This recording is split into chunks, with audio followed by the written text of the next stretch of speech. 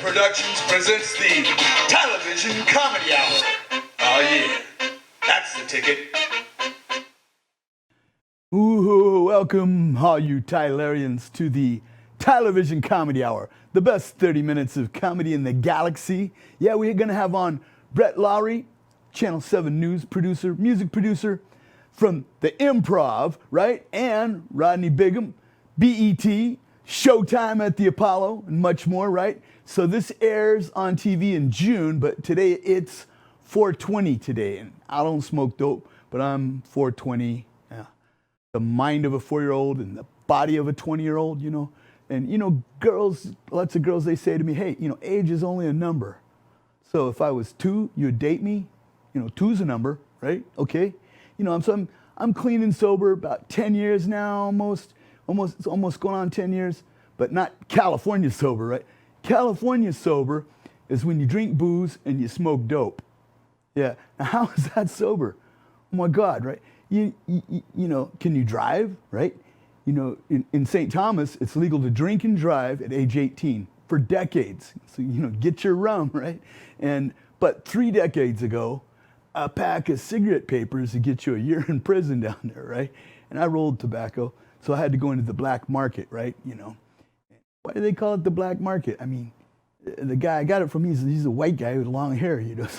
So people say our long hair is our black skin because we get beaten. You know, so I've been beaten, falsely arrested, guns pulled on me, threatened by police many times because of long hair, right? And as a teen, I was 19 in Napa, right? This cop said, man, I'd like to blow a fucking hole so big in your chest I could put my fist through it right now with a shotgun on my back, right? And I'm like, well, that's a strange fantasy, right? You know, I'm laying on my stomach, shotgun in my back, another shotgun at the back of my head by another cop, right? Then I'm beaten many times over the next day or two, right? And Judge Shiflett on the bench, this is back 1977, he's drinking vodka on the bench, which later he finally got fired for, but so years later, right? So he says, well, if you promise not to sue the city of Napa for false arrest or sue the police for false arrest and you sign these papers, we'll let you out, right? So I did, you know. And speaking of jail, you know, a few days ago, I go in this store and I give this guy a 20, right? And he looks at me, he holds it up to the light, right? And he runs a marker over it, right? And looks at me, gives me my change, and oh, it's a nickel, right? I'm like, okay. So I take the nickel and I look at him suspiciously and I hold the nickel up into the light. And then I get my highlighter out and pocket. Good to go, you know, big money, right? And speaking of big money, right? You know, $2 million, right? That $2 million ring, since J-Rod and A-Hole broke up, right? California law says you have to give it back. Well, I lost 7 diamond rings by the same type of criminals, right? I tried to file for annulment after a week of marriage, right? And it took 11 days, but I'm out $5,000 just on that one alone, right? $5,000 on my pinky ring, right? So there's a lot of fallout from that marriage, you know. And you know the closest fallout shelter to Napa? It's in Moscow. Sure, check it. You know, in the 1960s, we had these nuclear drills. The teacher says, get under your desk, put your head between your knees. Now kiss your sweet ass goodbye because that wooden desk ain't stopping any nuclear blast, right? Because, and if it did, we'd just build the White House into the shape of a big desk, right? That would protect it if that was true, right? And they call it fallout because, you know what? Your hair falls out, right? From the radiation, yeah. And you know, I'm on camera. I'm on camera one. Yeah, your hair falls out from the radiation. It's that COVID-19 corona hair is what I got right now going on, right? And hopefully all the shops open before they beat me again, you know? Now I know how Cat Williams got his hairstyle, right? It was that H1N1 virus. Let me show you that pic. Yeah. Check out Cat Williams' haircut. It's the same exact haircut. That must have been the H1N1 virus back in 2009. Killed 500,000 people in just a few months, right? But I don't remember them shutting down the entertainment industry, right? You know, I mean, at that time. I mean, you could shut down your business, but don't shut down mine, right? You know, people need me so they could sit at home in the pajamas and grow a beard and drink tequila and watch TV, you know. And hey, Justin, is pimping easy? He didn't say. So, you know, we're all in this together. Oh, wait. No, we're all in this alone. Segregated, separated, isolated. yeah, that's the way it really. So, you know, in Florida and Georgia, they never shut down in the last year and a quarter. Well, maybe for 1 week. It's been a year and a half by this time. Maybe 1 week they shut down, but everybody went out anyway. You know, Florida is in the single digits for COVID deaths this month. Single digits. I mean, staying at home weakens the immune system, obviously, I guess, right? So we are an equal opportunity offender. But you know what? Rape jokes are not funny, I'm telling you. Unless it's me getting raped, then that's pretty funny, right? You know, so I was raped at age 4. I was in the bathroom at the unemployment office in Riverside, California, 1962. So, because my drunken, child-beating parents didn't want to lose their place in line to take me to the bathroom. But, you know, a little male-on-male sex is not gay, right? The same-sex fucking is very acceptable. You know, so he walked away smelling like little boys' booty holes. So what? You know, thank God he was interrupted, you know, because, you know, people at the unemployment office, they pee a lot because they're drinking. They ain't got no jobs, right? I was going to grab me a pair of vice grips out of the stall like Cat Williams did, you know, but nah, there wasn't none. It was a long time ago, right? You know, so then I go over and I come back out, and then let's fast forward about 10 years later. So now I'm 13, right? So, you know, I'm thinking, man, if they had gender neutral bathrooms back in 1962, that rapist would be hetero by now, right? He would be just straight because he'd have a choice. Back then he had no choice. He could only go to the men's room. That's it, you know? So back, you know, now my whole family, when I was 13, they confronted me, publicly humiliated me, right? In front of the whole crowd of relatives at age 13. I was guilty. It's my fault. Why didn't you run and tell Dad, right? Oh, I was going to tell him. Oh, he was busy. Nah, I didn't say that. But so, and then women tell me, oh, you know what? You're going to become you're going to beat your kids and rape other people's kids and all that. Because abusers grow up to be, the abused grows up to be abusers, right? And I'm like, well, never happened. As a single parent, never crossed my mind. Now my brothers, they beat their kids, you know, right? So, you know, in Texas and Florida, they get the electric chair for this, right? But, you know, the moral of the story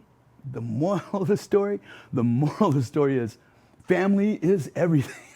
Ha! Anyway, I want to introduce, why they have brick walls? Are brick walls funny? I mean, why is it always brick walls? I don't get it.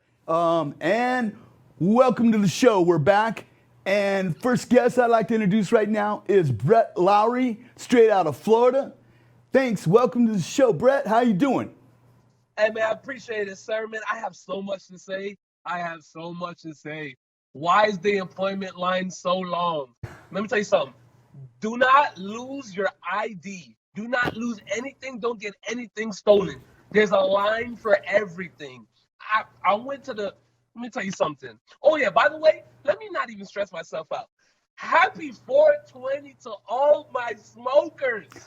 Hello, Asian, Black. Let me tell you something. You know, weed, weed, it doesn't discriminate. When people smoke weed, everybody comes together. It's like a campfire. Everybody just be happy and laugh. You can relax. So happy 420 in this crazy ass world that we're living in right now. Okay?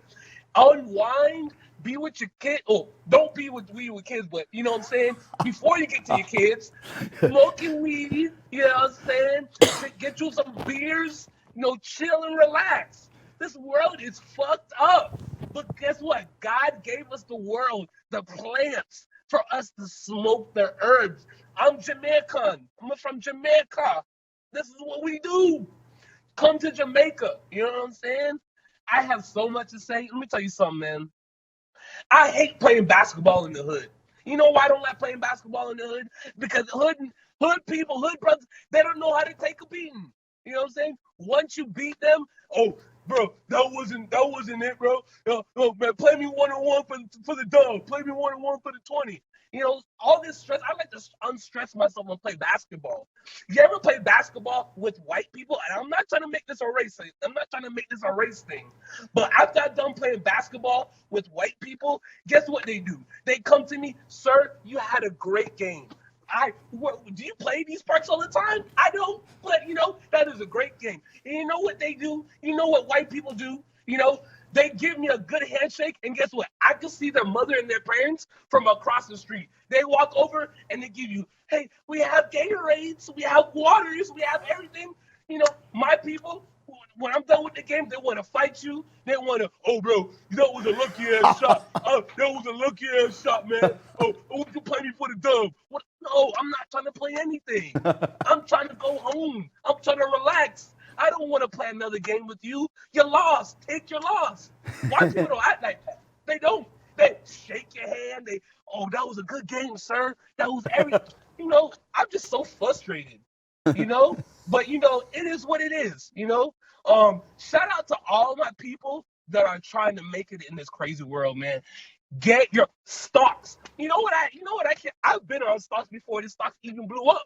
You know, people, I feel like everybody's a stock person now. You go to, oh man, I got this stock. Man, I've been trying to tell you about stocks about 2-3 years ago. Now you a stock person. I feel like everybody knows stocks now. This is crazy out here, man. But I understand, because we need money. We need to help our people out, you know? And, you know, it's just crazy world out here, man. You guys don't know who I am, but I'm trying to be a comedian, man. I'm trying to let people know who I am. People don't know who I am, but I appreciate the people that are trying to make it, because comedy is very hard right now, and people are very sensitive. I feel so sorry for comedians because they can't be themselves. You know, everybody takes offense to everything. Nobody has a backbone. You know what I'm saying? So, you know, I just hope that nobody got offended for what I said. I'm just speaking the truth and what I see. You know what I mean? You know, growing up in the hood, you know, it's hard. It's hard. It's very hard. You gotta make it out, you know, and it's very difficult. But you know, you gotta do what you gotta do. One thing I could always say is you gotta network. You gotta meet so many people. You gotta meet people that are gonna uplift you and not bring you down. You know, surround yourself with people that share the vision that you have. You know what I mean? That's one thing that I always do, because if your friends ain't doing shit, what you gonna do? You ain't gonna do shit. You know what I'm saying? You got to be with people that are trying to go up. You know what I'm saying? And sometimes you got to distance yourself from people, man, your friends. And then you say they're not going nowhere. They're still going to be there when you come back. So, but thank you. I appreciate it. No, this is go time. go ahead. No, go ahead. I'm just saying, cut them people off, right? Because those people, they bring you down. Yeah. I'm just agreeing with you. Sorry. My bad. No. Now the camera back to you and off me. Yeah. All right. So yeah, man. I'm not leaving yet, so I'm still here. So you can still look at. Five more minutes. I got 5 more minutes. Okay. Yeah. So I feel like I'm a comedian, but I want to be more than that. You know, I like to make people laugh because in this painful time that we're living in right now, you gotta laugh. You can't be so serious all the time. You gotta be able to take a joke. A lot of people can't take jokes. That's why a lot of people can't be comedians. That's why a lot of people can't go to comedy shows, because they don't know how to take a joke. But there are people out there that can take a joke, and I hope that you're that person. You know what I mean? Anyways, let's just change the subject, man. Let's talk about some happy shit. You know what I'm saying? You know, I want to go to Colorado. I don't know why, bro, but every time I talk about real smokers, they always, oh, bro, you gotta go to Colorado. I'm like, okay. Is it, you only want me to go to Colorado because it's legal? Of course it is, but still, what, I'm gonna smoke a joint and fucking go skiing? I got a joint in my mouth. I'm about to go ski this motherfucker, be smoking in the mountains and shit. Oh, the fuck? But, hey, man, I appreciate it, man. And, people smoke, but it's not like some people have pain. Some people have pain in their body and in their stomach. You know what I'm saying? That's why people smoke. I hate when people judge people because of, oh, I smoke weed or you smoke. Maybe they just want to do it because that's what they want to do. I hate when people, you smoking a joint, you smoking the same, and people, oh man, smoking is bad for you. Well, guess what? What did you eat today? You ate meat? Well, guess what? That's bad for you too. You got to be a vegetarian. Okay, so don't tell me about my smoking and my smoke. If I want to smoke and smoke a pound, that's what I'm going to do. And I'm still productive. You know what I mean? Right. I'm going off the big run right now. It's whatever. You know what I'm saying? But yeah, let's just change let's change the subject even more. You know what I can't stand? When you go to a club, right? And you looking so good, you got your nice pants on, you got your hair cut, you all down, you ready to talk to some females, and then you in the club, you got a cup in your hand, and you try to talk to a girl, and she automatically thinks you want to fuck. No, I want to get to know you. I don't even know you. You could be a serial killer for all I know. You know what I'm saying? I just want to talk to you, make conversation, and then I want to fuck. But I'm just playing. But I just feel like girls don't give guys a chance. They don't give us a chance. They just automatically seem like we want to fuck. Of course we want to. We're humans. We all want to fuck. You know what I mean? But guess what? It's not about the fucking part. It is about it, but it's not necessarily about that. It's about the connection.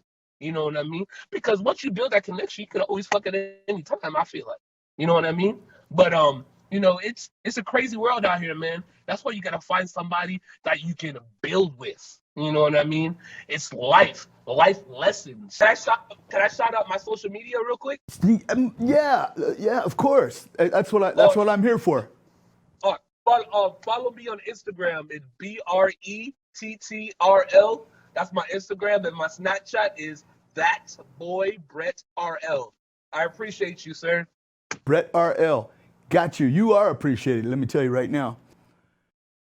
What's up, dude? Welcome to the show. And about time, man. I'm sitting over here about to go to sleep. Since I'm not used to telling jokes off stage, and because I like to get I have to get feedback from the audience. I'm just gonna tell y'all a couple of funny stories. First story. My brother's deceased. My brother passed away back in 2007. So I'm like Uncle Daddy to his kids and Uncle Pawpaw to his grandkids, right? So my nephew, who's like 35, called me a couple of weeks ago. He said, I'm at the job site in this town. I think the town was called Cotulla, Texas. Cotulla, Texas is a small town in Texas where a bunch of racist shit goes on that white people act like don't happen. And he called me, and I could tell there was some urgency in his voice. He was getting into it with somebody on the job site, and I was like, nephew, do you need me to come get you? He said, yes, please. I said, I'm on my way. Send me the address. Now, because I just jumped to shit without asking questions. I don't realize he's 5 hours away. 5 hours away. But fuck it, I'm going to get him. So I drive to go get him, and I get there, and I say, look, man, you're on your own on the way back. I'm going to sleep. You driving. He said, no problem, Unc, I got it. He said, just tell me where I can listen to my music. So I told him how to plug his phone into my auxiliary. I'm in the passenger seat. I'm asleep. Right? You know how you're riding in the car with somebody, you sleep, but you're not asleep. So the phone rang, and it was his son's mother, my brother's grandson's mother. I'm going in detail because I want y'all to understand what's going on here. Right? And she said, hey, baby daddy. He said, hey, baby mama. This is how they play with each other, right? So she said, you need to come talk to your son. He growing up, and I can't deal with this shit, And like I said, I'm asleep, but I'm hearing this, but I'm not hearing it. And he goes, what are you doing now? She said, this boy just asked me for a pocket pussy, and I don't know what to tell him. I sat up. I said, fuck up. I said, what did she just say? She said, who is that? He said, it's Uncle Rodney. She said, it's Uncle Rodney. That's not funny. I said, you're right. It's not funny. It's fucking hilarious. I say, whoa, how did y'all get there? She say, I asked him what he wanted for his 12th birthday and told him to keep it under $100. He said, oh, I'm good under $100. I know exactly what I want. I want a pocket pussy. It's $19.99. I saw it on Amazon. I said, oh, wait, back up. So we call the baby Phobo because my brother was Junior, my nephew is the third, Trey, and of course they kept his name Jimmy going for some reason. You got this 11-year-old kid named Jimmy, I think is the oldest fucking name in history, and we call him Phobo. So I say, what's going on? He said, he discovered porn on his phone because he got pocket porn. The kids have pocket porn now. You know what I mean?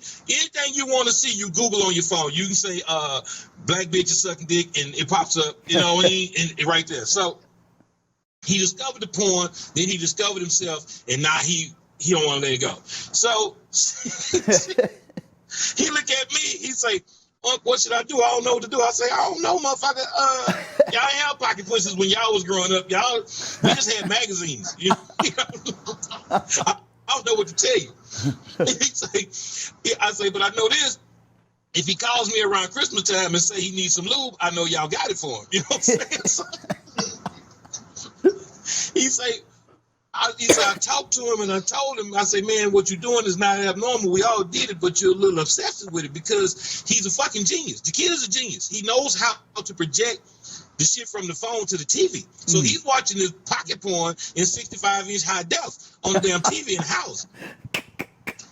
You know, so I say, well, shit. Maybe he ready to take his relationship to a new level. I mean, hell, we was all in love with our hands for years. But we ain't have pocket pussies back then. So I say, well, nephew, if you buy it for him, just know he's not gonna stay in class. He's gonna be in the bathroom all day with that backpack. I can hear the teacher now. You have to go to the bathroom? Yes, again. I have to go again. and you gotta take your backpack. Yes, I'm taking my backpack. Taking pictures of little girls before he leave class. After the way your ass out in the bathroom, bitch. So I started thinking about this shit. So I'm talking to other people, other grown-ups about it, and women started like, that's just sick. That's just sick. Men are sick. And I thought about it. I said, wait. How can y'all sit here and say this baby who's been influenced by the internet is sick when women got dicks in their dressers all over town? Every woman I know got a rabbit chasing the bullet and the bullet running from the rabbit. You know what I mean? If y'all go to little dick parties, y'all call them toy parties. Those dick parties, y'all got little dick cakes. You sucking little dick lollipops. You got a Bob, a battery operated boyfriend. This is a child. Y'all are grown ass freaks. This is a child who just discovered his dick and he like it and he want to buy his dick a toy. Now, I think it's ingenious. His mama said stay under $100. They $19.99. He can get 4 pocket pussies. They got the booty pocket pussy. They got the shade pocket pussy. They got the pussy pocket pussy with hair on it. And then they even got the pocket pussy that got titties on it. Now I don't know if that's a full body pocket pussy. And you lay on top of it, but I just saw the pictures. I Googled the shit after I came across it. Fucking hilarious to me. I can't wait to see what his Christmas list is. That's all I'm saying. So what? Women just kill me. They're so judgmental. Like they always want to say, men are dogs. Men are dogs. You're a dog. Why you say he was sleeping with my sister? Well, your sister was sleeping with your husband. I mean, who the fuck is really the dog here? I mean, is the glass half full or is half empty? I mean, make up your fucking mind how you want to do this shit. Okay. Another little funny thing I want to tell you about. Does this make me gay? And you can answer this for us since you're the only one here. During this pandemic, we all, getting a little stir crazy. Unlike my nephew, I am not looking at pocket pussies, but I've been inboxing a lot of people, right? So I've been going in the DM with this girl who's in Africa. She's in Africa. So I figured, what's the fucking harm? She's way in fucking Africa. Anything I say with her, and it's not phone sex, because it's not on the phone. It's internet sex, right? Okay, anyway, I asked her what part of Africa she was in. She said Madagascar. I have a Texas high school football player's education. I thought the bitch was fucking with me, right? I said, okay, whatever. You don't want to tell me where you are. She said, no, Madagascar. I said, yeah, the place, the cartoon Madagascar. She said, that's really the place. So I had to Google the shit. I didn't know. Okay, so find out she's in Madagascar. And we really flirting hard, right? We talking really dirty to each other. So I asked her, I say, send me some pictures. Let me see what that body look like. So she did it. She got nude. It was her. I saw her face. Wow. Worked for me. I don't have a pocket pussy, but I got rosy palm, right? So then she said, let me see it. I said, let you see what? She said, let me see your dick. I was like, well, okay, I just beat him up. He ain't picture ready, right? he ain't picture ready at all. My dick 56. It's going to be tomorrow before he ready to take a picture, right? So I say, okay, give me a minute because I just knocked him out. So let me find. So now I think about it. I'm known a little bit. I can't just put my dick on the internet. So I say, well, let me find a dick pic, right? So now my nephew, I'm searching for a dick to represent me. And I first went to Big Black Dicks and found out I thought a whole lot too much of myself because there's some dicks out there that scared the fuck out of me. I was like, whoa, maybe I need to search medium black dicks or something, right? So then I find the right size. Now I got to find the right shade because, black men, we come in all different colors.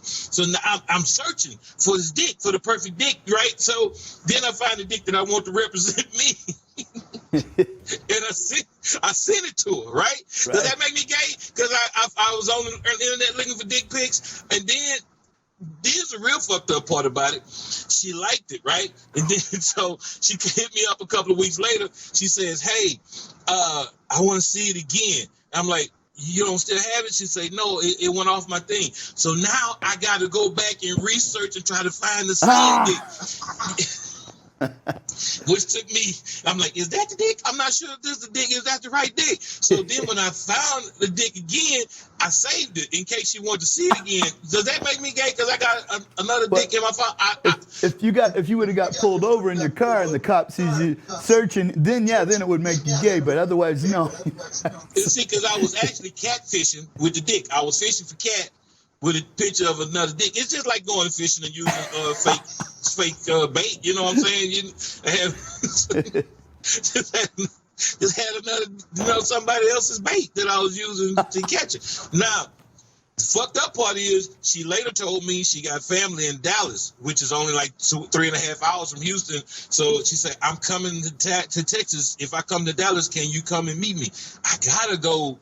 If she come all the way from Madagascar, I gotta drive 3.5 hours, right? I'm just scared she gonna look and notice that the dick in the pic got 2 veins and my dick only got like 1 strong vein. And she like, this is not the dick in the pic. This is not the dick pic. Anyway, yeah, that's. I was just wondering if that made me gay. I don't think that makes me gay because I was catfishing for the dick. And I wasn't catfishing for the dick. I was catfishing for the cat with the dick. You got me. Anyway. Okay. I have a lot of funny ass stories, man. And the craziest one. How long you been doing stand up? Me? About 2 months. Okay. I got 28 years. In my 28 years, I've had some hecklers. And we all have hecklers, right? I had a heckler from here. Me, Leslie Jones from Saturday Night Live. We're in Austin, Texas one night, right? Now, mind you, I wasn't supposed to be in Austin because I spent most of my adult life on probation for something. But I had a permit to be in Dallas that Saturday night, but they called that Friday evening and somebody had backed out. Hey, man, can you come fill in? So I say, you know what? What could happen? I go get this $400, get my ass to Austin. I'm good, right? Wrong. I go down here and the show starts late because whoever was supposed to host the show, I was supposed to feature. The guy that was supposed to host the show was running late. And I can never think of his fucking name when I'm telling this story. But anyway, he finally calls and says he's at the hotel taking a shower. So they said, well, Rod, you go ahead and host it. We're going to let him feature Leslie headline. No problem. Mama, get this $400. I'm good. The club had 2 stories. Right, there was an upper balcony. Now, mind you, there was 3 guys told me that they were part owner of this club and promoters of the show, and 2 guys told me they were bouncers. That's 5 people, right? 5. So I started doing my thing, and there's a guy in the balcony who says, "Hey, man, I can't hear."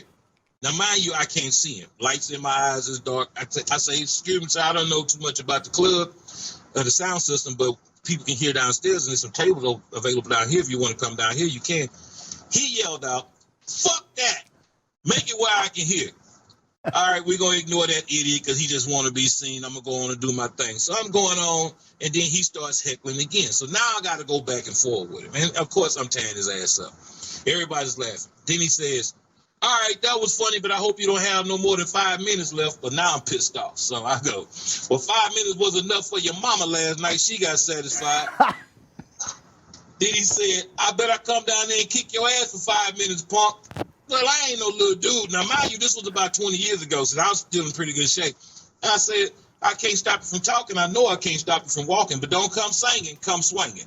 And when I said that, this motherfucker stood up, right? And when he stood up, then I could see him. And I said to myself, "What the fuck is that?" This was the biggest dude I ever seen in my life, right?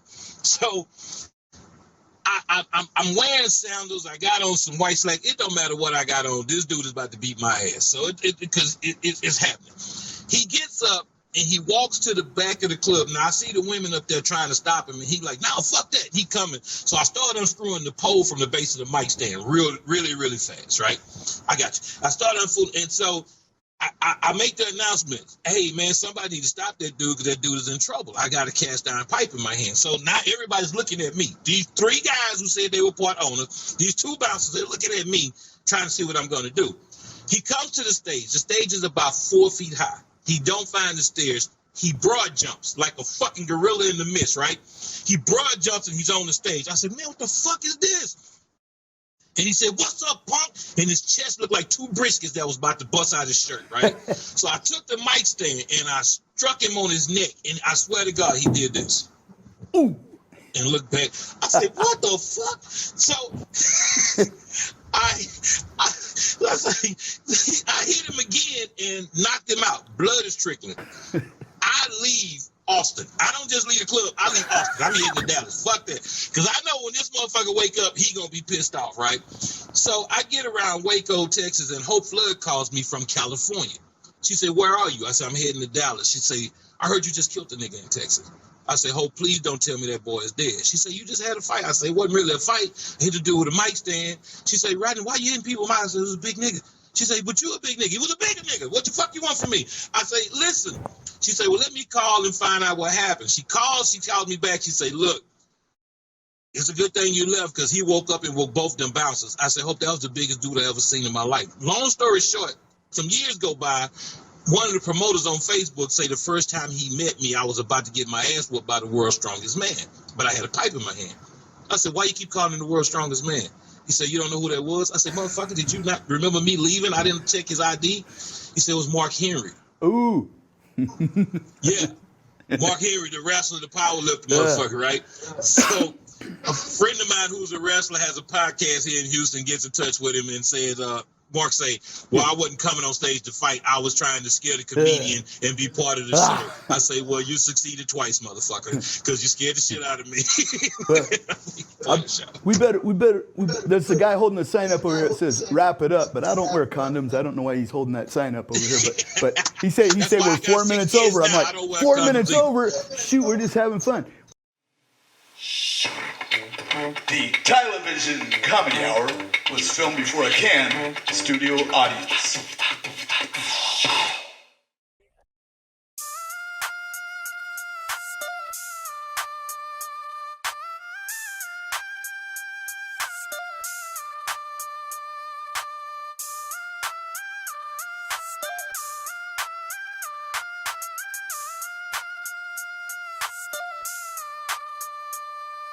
I'm going to the top, so I'm owing Johnny Knots. Hip-hop don't stop, so the beat I drop. Top of the charts on Reverb Nation, from St. Bart's to all the Haitians. From the start right to flotation, from my heart it's captivation. Number 1 is where I'm rating. You knew it was my fate, and all you haters keep on hating, cause my ego is inflamed. Born ready, died waiting, torn teddy, she'll be made. With me there's no debating, cause the Tyler is creating.